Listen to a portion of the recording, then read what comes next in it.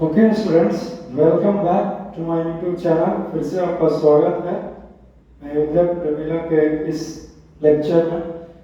और हम लोग लेक्चर 10 में प्रोसीड कर चुके हैं और आज का इस सेशन है और जो टॉपिक है हमारा उसका नाम है डेंटल कैरीज। डेंटल कैरीज सबसे पहले ये जानिए, सबसे पहले तुम ये फिगर देखो 3 सेकंड के लिए। दिखने से दिखता है, जब मैं बोलूं तब मेरी बातों को सुनना, और जब मैं लिखूं, जब मैं बोलूं तो नजरें मुझ पे और जब मैं लिखूं तो नजरें बोर्ड पर होनी चाहिए। ये यहां तक तुझे पता है। अब जो पता नहीं है मैं उसे बतलाता हूं। डेंटल कैरीज, डेंटल कैरीज में carries, it's a carries. Dental caries में सबसे पहला सवाल आता है कि सर ये व्हाट इज डेंटल कैरीज, या फिर डेंटल कैरीज कहेंगे किसे, ये डेंटल कैरीज होता क्या है, इसका डेफिनेशन क्या है। इसका डेफिनेशन बहुत ही सिंपल है और वो कुछ इस प्रकार से है कि when we have eats some sweets and sugar related items, then bacteria attacks which is present in our mouth and converts into acids which finally attacks our teeth and causes a hole and destroy our teeth, and this is called dental caries। और इसी को हम लोग dental caries के नाम से जानते हैं। अभी भी मुझे लगता है कि क्लियर नहीं हुआ है कि ये डेंटल कैरीज क्या हुआ। चलो, अभी भी मैंने जो कुछ भी इंग्लिश में कहा है मैं तुझे हिंदी में आसान भाषा में समझाने का प्रयास करता हूँ। मैंने क्या बोला? मैंने ये कहा कि जब तुम स्वीट्स खाते हो, मिठाई खाते हो या फिर मीठा चीजों का सेवन करते हो और तुम अपने टीथ को क्लीन नहीं करते हो, क्योंकि जनरली खाने के बाद ऐसे ही कुल्ला 1-2 बार करके छोड़ दिया जाता है, क्योंकि उतना मेहनत कौन करेगा। और नहीं तो क्या, मुझे सब पता है। मुझे तो ये भी शक है कि शायद आज ब्रश किया भी होगा कि नहीं किया होगा। क्या है अच्छी बात। तब होगा क्या, जो बैक्टीरिया मौजूद है, अब वो बैक्टीरिया फाइनली जाकर के अटैक करेगा कहाँ, हमारे दांतों पे। लेकिन उससे पहले जो शुगर है उसको कन्वर्ट कर देगा एसिड के फॉर्म में। और जो हमारा कैल्शियम कार्बोनेट है, जो कैल्शियम सब्सटेंसेस जो हमारा टीथ है, उसको धीरे धीरे जाकर के ये डिस्ट्रॉय करेगा, नष्ट करेगा, गलाने लगेगा ये एसिड। तब होगा क्या कि हमारे दांतों में कैविटी बन जाएगी, जिसे हिंदी में खोखला बोलते हैं, यानी कि होल हो जाएगा, छेद हो जाएगा हमारे। HOLE, whole. होल माने छेद होता है। हाँ, WHOLE वो होल मीन्स भी छेद ही होता है। खैर पता नहीं क्या क्या होल होता है। तो मैं उसी की बातें कर रहा हूँ कि हमारे दांतों में कैविटी आ जाएगी, यानी कि खोखलापन आ जाएगा, और इसी को कहते हैं डेंटल कैरीज। ये मैंने तुझे डेंटल कैरीज, डेंटल दांत से रिलेटेड कैरीज, इसका मतलब है कि दांतों में कैविटी लग गया है। अगर इस टॉपिक से नहीं समझ रहे हैं तो मैं इस टॉपिक को ही, जो बुक में नहीं दिया गया, उसको नाम ही मैं बदल डालूंगा। जो चीज से तुमको नहीं पसंद मैं उस चीज को ही बदल डालूंगा। चलो देखो, इसका दूसरा नाम लिख देता हूं मैं। डेंटल कैरीज का दूसरा नाम कह सकते हैं टूथ डीके। अब तो तुझे स्पष्ट हो रहा होगा, अगर नहीं हो रहा तो ये अच्छी बात नहीं है। This is not good. Tooth decay अब समझ में आता है कि आप क्या पढ़ा रहे हैं सर। क्लियर है? क्लियर है। अब चूंकि मैंने तुझे बताया कि टूथ डीके क्या होता है, या फिर यूं कहूं कि डेंटल कैरीज क्या होता है, ये क्लियर हो गया। डेफिनेशन मैं लिखा दूंगा, just relax and cool down. तब ये डेंटल कैरीज हेडिंग दे करके ये फिगर नीचे ड्रॉ कर लोगे।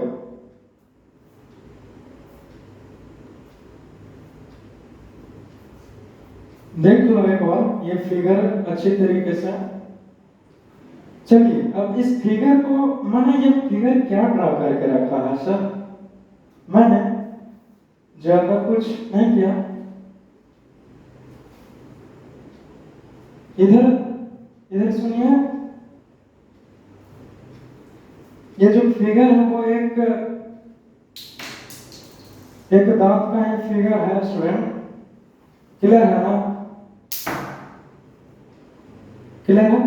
और ये होगा क्या, ये जो आप देख रहे हैं वहां पे मोबाइल फोन स्मार्टफोन रखा हुआ है जी, एक बार देख लो उसको, डिस्प्ले बंद ना हो जाए।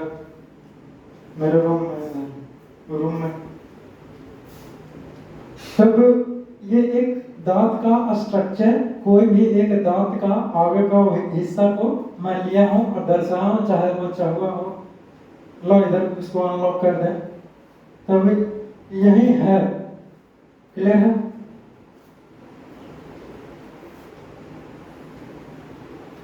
लो इसे लॉक मत होने देना।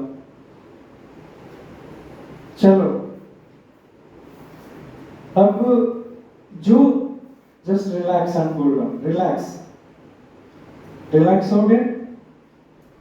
अब ये जो हमारा एक दांत का पूरे के पूरे स्ट्रक्चर है, मैं इसे एकदम डिटेल में समझाने का तुझे प्रयास करता हूं। जो हमारे दांत का ऊपरी वाला भाग है, जो सबसे, ये नहीं, ये तो बस यूं ही ऐसे ही दिया गया है। जो स्ट्रक्चर रहता है, जो सबसे ऊपर का भाग है, उसका नाम है इनेमल। कोई पूछेगा कि what is enamel? The enamel is the upper most layer of our teeth, या फिर the upper most part of our teeth is called enamel. इसको हम लोग इनेमल का नाम देते हैं। ये हुआ इनेमल, क्या हुआ। और इनेमल के बारे में एक खास बात है कि इनेमल जो है वो हमारा ह्यूमन बॉडी का सबसे हार्ड पार्ट है, यानी कि सबसे कड़क है, सॉलिड है। सॉलिड पर्सनालिटी के आदमी से पंगा लीजिएगा तो यही ना होगा।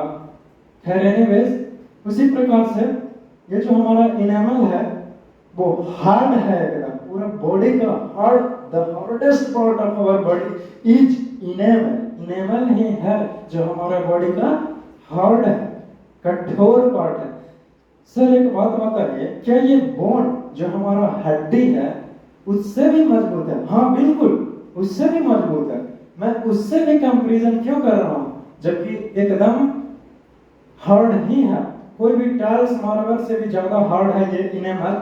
तभी तो तुम लोग डेली ब्रश का इस्तेमाल करते हो दांत को साफ करने के लिए।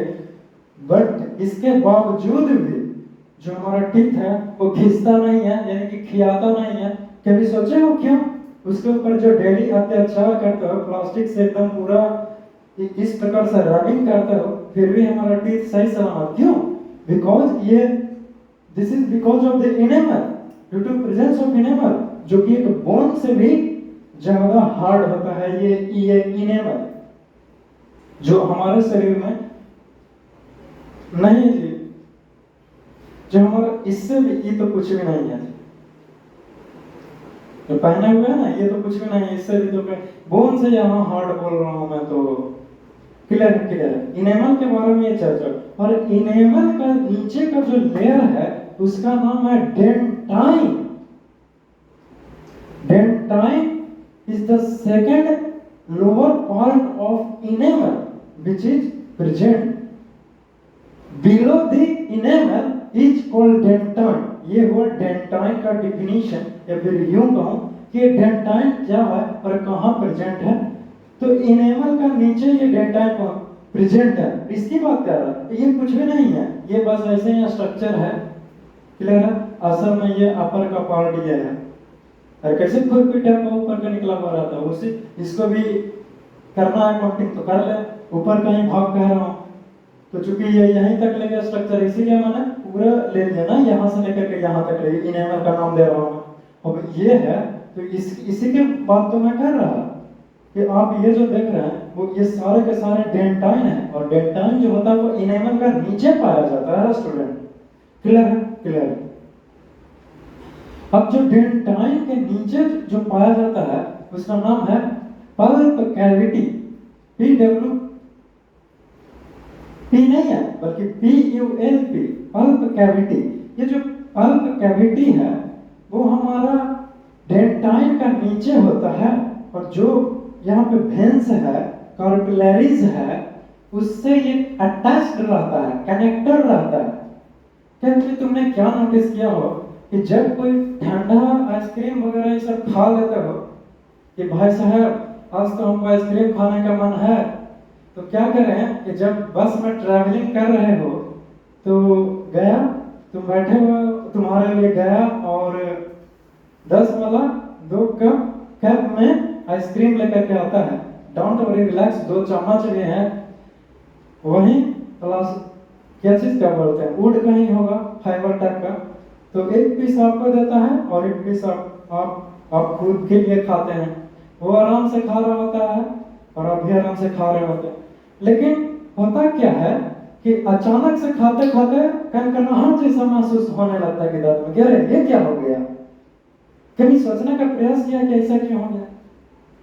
ऐसा इसलिए हुआ ना कि तुमने यहाँ पर दांत पर लिए ये ठंडा, और धीरे धीरे यहाँ पर गए, ये इनेमल इसको ठंडा किया, फिर ये इसमें आया और पल्प कैविटी को हिट किया, और जैसे ही ये पल्प कैविटी को हिट करेगा, यहाँ पे वेन्स और कैपिलरीज है, और तुरंत वो एक्टिवेट हो जाएगा। और एक्टिवेट होने का अर्थ हुआ कि वो उसको पता चल जाएगा ना कि अच्छा ये हमको ठंडा लग रहा है। कैसे? क्योंकि वो वेन्स है, सेल है। ये हमारे दांत को क्या फर्क पड़ता है? कुछ भी नहीं फर्क पड़ता है। इसको गर्म लावा में खोला दो, चाहे इसमें ठंडा, ये तो तुम्हारा वेन्स है। पल्प कैविटी के कारण हमारे दांतों में कनकनाहट महसूस होता है, क्योंकि ये सेंस करता है ना, क्योंकि इसके पास वेन्स है, कैपिलरीज है, सेल है। तुम हमको एक बात बताओ जी, मरे हुए आदमी को 2-4 लाठी जाके मार दो, कौनो फर्क पड़े वाला है? लेकिन जिंदा आदमी के 1 लाठी भी जाके मार दो, तुरंत आएगा कहेगा कि कहा आप ऐसे करते हैं। तो शायद आपको उत्तर देना पड़ेगा कि आप ऐसा क्यों कर रहे हैं। ऐसा इसलिए मैं कर रहा हूँ ताकि आपको बिहेवियर नहीं पसंद आया, चाहे जो भी कारण हो। खैर एनीवेज, ठीक उसी प्रकार से जो हमारा हेयर है, ये टीथ है, ये नहीं से, इसको क्या है, ये डेड है, इसको में कोई फर्क नहीं पड़ता वाला। लेकिन जो असल में कनकनाहट जो महसूस करवाने में हेल्प करता है वो हमारा पल्प कैविटी है। ये एक क्वेश्चन था जो डील कर दिया मैंने बहुत ही आसानी तरीके से। क्लियर? क्लियर? अब समय आ गया है, ये जो हमारा गम देख रहे हैं, जो ये पिंक कलर का है, ये देख लो। अब ये मत कहना कि सर दांत खोल के दिखाइए, कि दांत खोल के दिखाइए और निकाल के दिखाइए, कहा कि एक ही दांत है, ये पता नहीं एक बार कबाड़ दिया तो दोबारा आएगा भी कि नहीं आएगा, है ना जी? क्योंकि ये यंगस्टर का दांत है, इसीलिए जो मिल्क टीथ होता है वो बेसिकली आ जाता है, बट जो एडल्ट हैं उनका दांत गया तो शायद आएगा भी, नहीं भी आएगा, नहीं आएगा, आने का चांसेस इज वेरी लेस है, बहुत ही लो है। क्लियर है? क्लियर? इसीलिए कबाड़ के नहीं दिखाने वाला। ये जो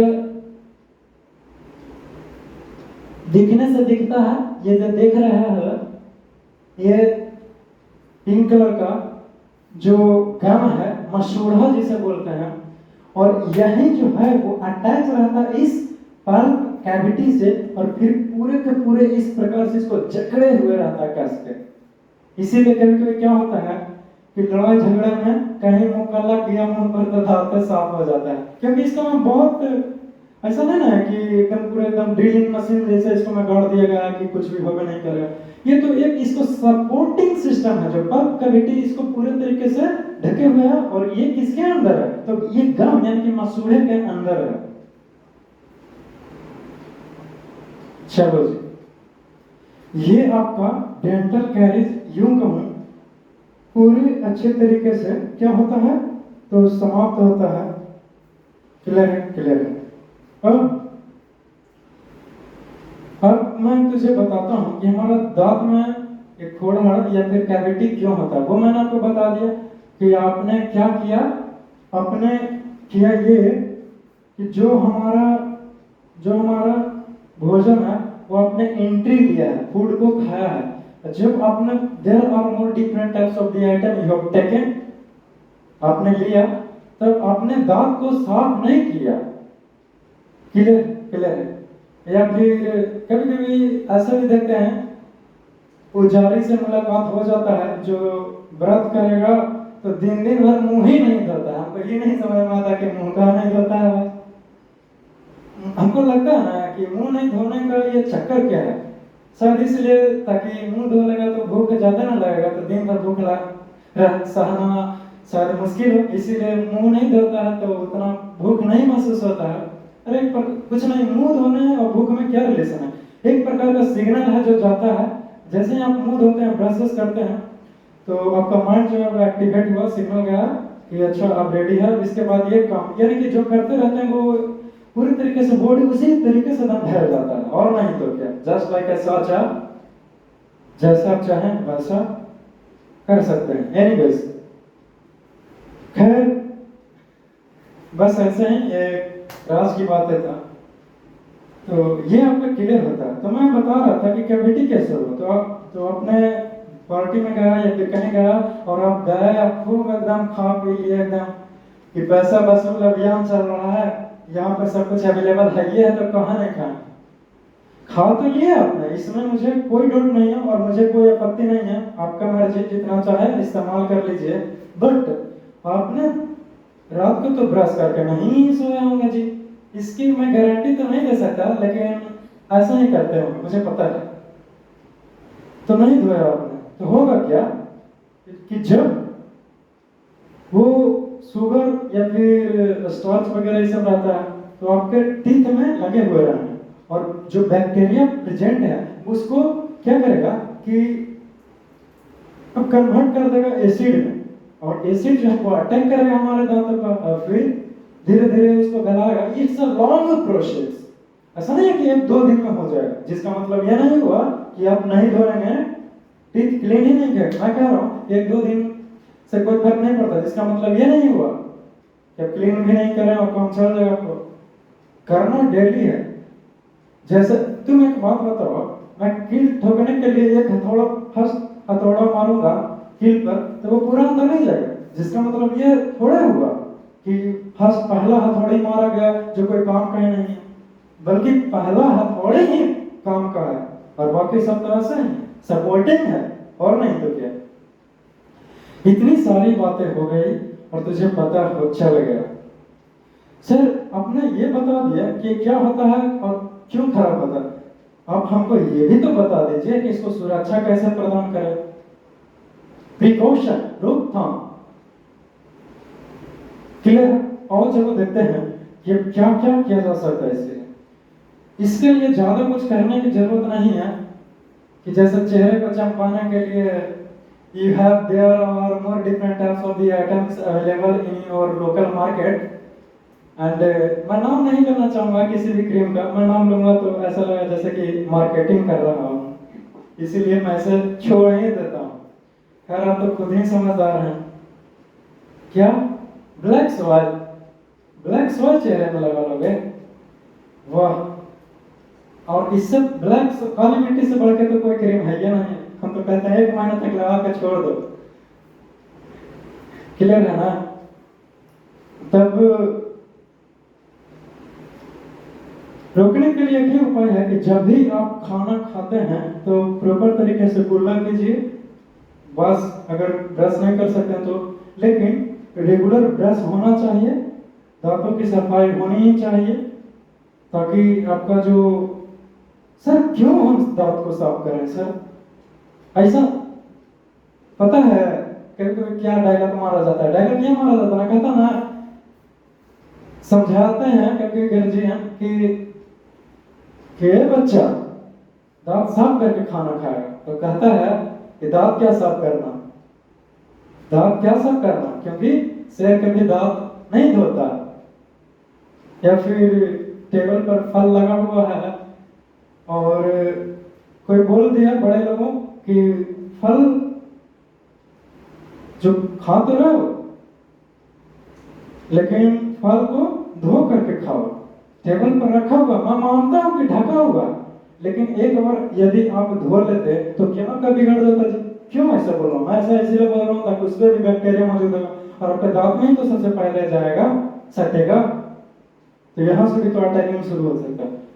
तब ये जो क्या कह रहे थे सर, मैं ये कह रहा था टेबल पर फल रखा हुआ, फ्रूट्स रखा हुआ, शायद ग्रेप्स रखा हुआ, अंगूर या फिर कुछ और भी मौसमी वगैरह ये सब, तो होगा क्या? या फिर बनानास। तब गया सेब को उठाया, खाने लगे, और कोई गया कहे कि फल खाने से पहले फल को धोते हैं, तो तुम डायलॉग मारा क्या सर, फल क्या धोना, दांत धो के आए हो ना? तो वो बेचारा भी चुप हो गया कि कहा ठीक है खाइए खाइए। तो तुम तो वहां पे एटीट्यूड दिखा दिए, लेकिन इसमें तुम्हारा ही नुकसान होगा ना। क्यों? क्योंकि अब जो उसको में शायद कुछ बैक्टीरिया जो इन्वायरमेंट में था उस पे आके बैठा होगा और वो तुम्हारे टीथ में जाएगा, लाएगा, फिर उसको डिस्ट्रॉय करेगा। क्लियर? क्लियर। अब ये आपका डेंटल कैरीज या फिर टूथ डीके का जो टॉपिक है वो पूरी तरीके से समाप्त हुआ। मैंने हर एक चीज आपको बतला दिया, सिखला दिया। एक चीज और है जो मैं तुझसे कहना चाहूंगा कि जब हम दांत को साफ नहीं करते हैं, when we have not cleaned our teeth for 2 to 3 days, then there is some little amount of sugar is present on the surface of our teeth, and the bacteria is also present on our teeth.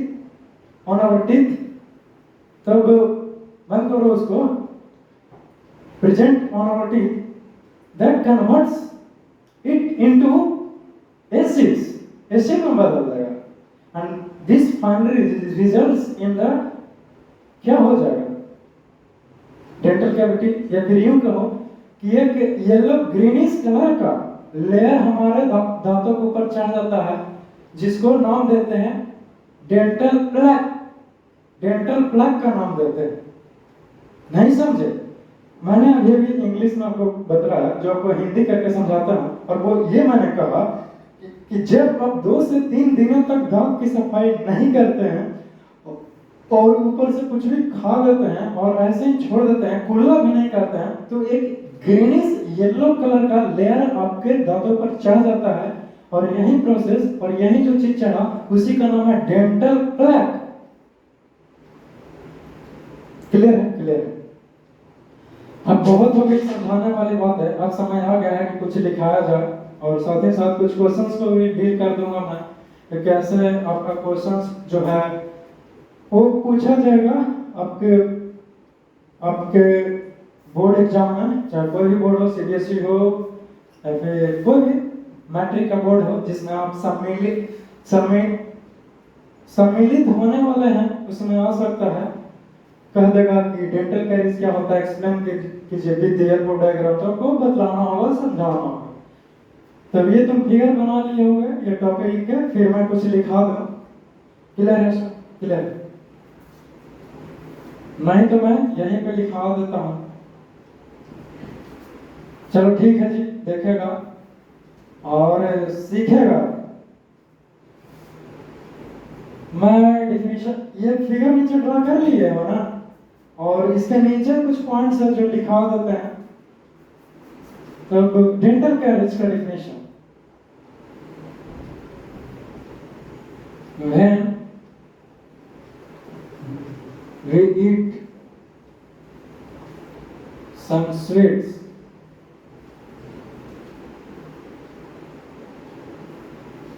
यानी कि sugar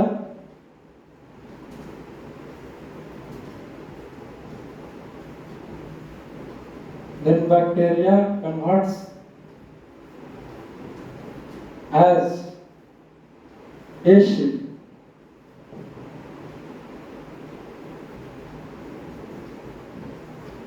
which results in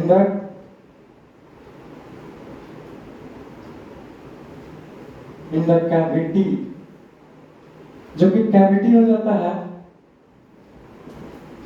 in our teeth, दांतों में, और इसी को क्या कहते हैं? एंड दिस इज कॉल्ड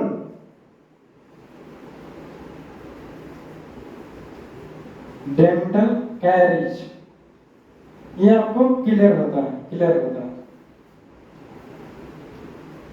जो नेक्स्ट बातें हैं जो लिखाने लायक है, और वो ये है, ऑब्जेक्टिव में दे देगा तो लिखेंगे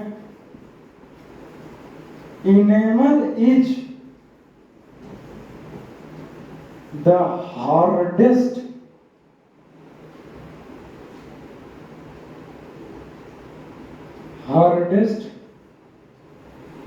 पार्ट ऑफ आवर बॉडी। हमारे बॉडी का इनेमल ही है जो सबसे ज्यादा हार्ड होता है। क्लियर है? अब इसमें क्या लिखा हुआ? एक और टर्म है जो डेंटल प्लग है, उसे भी मैं लिखा ही दूं।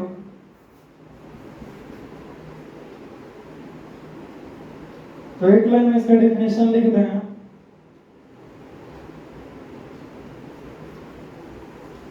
When we not clean our teeth, then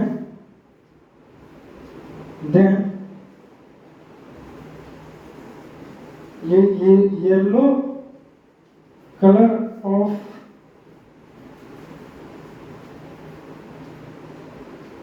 layer is for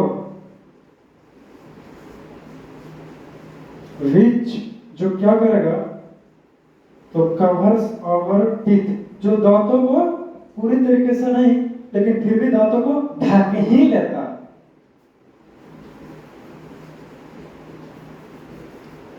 and it is called, और इसी को कहते हैं, क्या कहते हैं?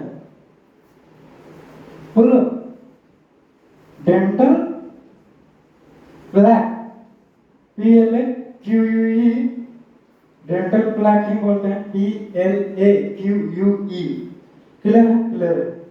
क्लियर है ना? हाँ, तुमसे? चलो ठीक है, have a seat, no problem. ये आपका टॉपिक समाप्त हुआ। देखो, कुछ क्वेश्चन कुछ खास नहीं है इसमें, क्या डील करना, मैथमेटिक्स तो है नहीं कि एक चीज सॉल्यूशन करो। मैं कुछ आइडियाज आपको दे देता हूँ। जैसे कि मैंने पढ़ा तो कुछ जगह कि व्हाट इज लाइफ प्रोसेसेस, यानी कि लाइफ प्रोसेसेस क्या होता है, हम इसको एक्सप्लेन कीजिए और क्या क्या बेसिक रिक्वायरमेंट है लाइफ प्रोसेस में। तो आपको बताना होगा कि जो चीज हम लोग कर रहे हैं जीवन को चलाने के लिए, वही हमारा लाइफ प्रोसेसेस है, जिसको मैं आ जाएगा रिस्पायरेशन, एक्सक्रीशन, न्यूट्रिशन, रिप्रोडक्शन, भी यही सारी चीजें हैं लाइफ प्रोसेस। फिर पूछेगा कि डिफरेंस बिटवीन ऑटोट्रॉपिक और हेटेरोट्रॉपिक। ऑटोट्रॉपिक जो खुद से बना, हेटेरोट्रॉपिक जो खुद से नहीं बना। एग्जांपल दे देगा क्वेश्चन बोर्ड में, मैं बोर्ड के लिए बता रहा है, 10th का बोर्ड है, तब अभी से ही तैयार रहना। तो आपको बताना होगा, एग्जांपल में हो गया ग्रीन प्लांट्स, और जो हेटेरोट्रॉपिक में हम लोग तो रहेंगे human beings is very important and the most important. ये आपका क्लियर होता है। या फिर पूछ देगा कि photosynthesis, what do you understand by photosynthesis and what is the conditions necessary and write its condition necessary for photosynthesis. तो don't worry, relax and cool down, मैं हूं ही आपकी कष्ट को दूर करने के लिए। अरे नहीं जी, मैं स्टाइल नहीं मार रहा, मेरा देखिए स्टाइल है, और वो ये कुछ इस प्रकार से है। क्लियर है? चलो अच्छी बात है। तो लिखेंगे कि फोटोसिंथेसिस कुछ नहीं है, बस एक प्रक्रिया है जिसके थ्रू प्लांट्स क्या करता है, तो भोजन को बनाता है, ऑब्टेन्स देयर फूड, और कंडीशन वही चार वो है, sunlight, chlorophyll, CO2 and water, यही सब है और कुछ खास नहीं है। एनीवेज, यदि 5 नंबर की क्वेश्चन करूं तो फोटोसिंथेसिस से उठा दे सकता है, या फिर आपको दे देगा, इसमें दे सकता है जो मैंने बताया था। किसमें? सर नाम बताइए ना, प्रूव करने के लिए, साबित करने के लिए कि बताइए CO2 जो है, एक्सपेरिमेंट एक शो कीजिए जिसमें बताएं कि CO2 is necessary for photosynthesis या फिर क्लोरोफिल या फिर सनलाइट, कुछ भी दे सकता है। 5 नंबर में यही आपसे पूछेगा, एक आ जाएगा साथ में भी, कौन? हु नोस, कौन जानता है? कोई नहीं। तो नहीं जानता है उसी को तो पता करना है। जो किसी को नहीं पता है वो यदि आपको पता चलता है तो ये सबसे पता चलने वाली बात है। लेकिन जो चीज पहले से ही पता चलता है वो आपको आता है तो इसमें कुछ खास नहीं है। लेकिन वो वैसा चीज जो आपको पता चलता है जो किसी को नहीं पता है, तो ये सबसे बड़ी पते की बात है। हाँ मुझे पता है कि रिकॉर्डेड लेक्चर आप चाहें तो फिर से इसको सीख सकते हैं, लेकिन तुम लोग क्या करोगे? अच्छा, तुम लोग भी पता है क्या करोगे। एनीवेज, बहुत हो गई बात है, और तो ठीक है, आज के इस सेशन को मैं यहीं पे मिशन को ओवर एंड आउट करता हूँ। तो ठीक है, मिलते रहेंगे, don't worry, relax and cool, आते रहेंगे जाते रहेंगे, समझ रहे हैं ना? हाँ सर बिल्कुल। तब यहाँ पे शॉर्ट्स वीडियोस आ रहा होगा कुछ जो मैसेज है, और यहाँ पे मैं फिजिक्स का भी दे दूंगा, क्लिक करके आप देख सकते हैं syllabus of physics 10th class के लिए, और यहाँ पे जो मैसेज है, और बीच में आइकन्स मेरा ही आ रहा होगा, उसे क्लिक करके हमसे जुड़ जाइए। बाकी मिलते हैं नेक्स्ट क्लास में, तब तक के लिए मुस्कुराते रहिए।